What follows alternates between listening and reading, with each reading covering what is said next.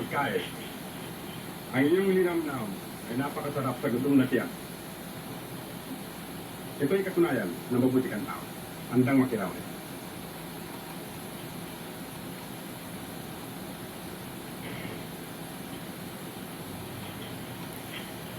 Totoo ang sinabi ko. Nais kita maging tubigan sapagkat ikaw ay isang mabuting tao. Sa aking kalagayan, ay mahirap maghanap ng isang mapagkakatiwalaan. Sapagkat maraming naiingit sa akin, marami rin nagtatangkang ako'y patayin upang sumikat ang kanilang mga pangalan. Bakit ka naging isang manananggagat?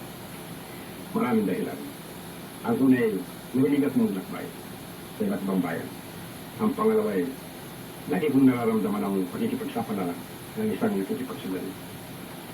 Ang pananabik sa pagsagumpay o pagkatalo.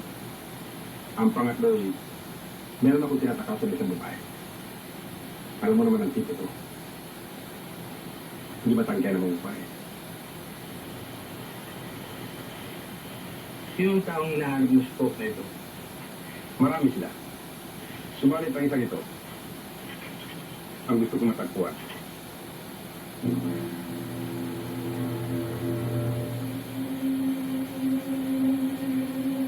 Kapalagay mo ba eh? May lalabang mong bayan mo sa tao doon. Nakita mo naman ang bilis ko. Wala nagawa yung 2 taong bumunod sa akin at hindi pa ako natata. Hindi ka pa natatalo sapagkat hindi mo pa nakakarap ng iba, diba?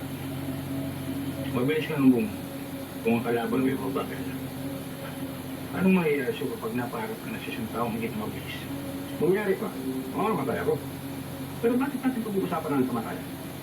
Ang lahat na nagdaraan sa buhay na ito ay hindi makakalis ng buhay. Layuan mo ang tao niya.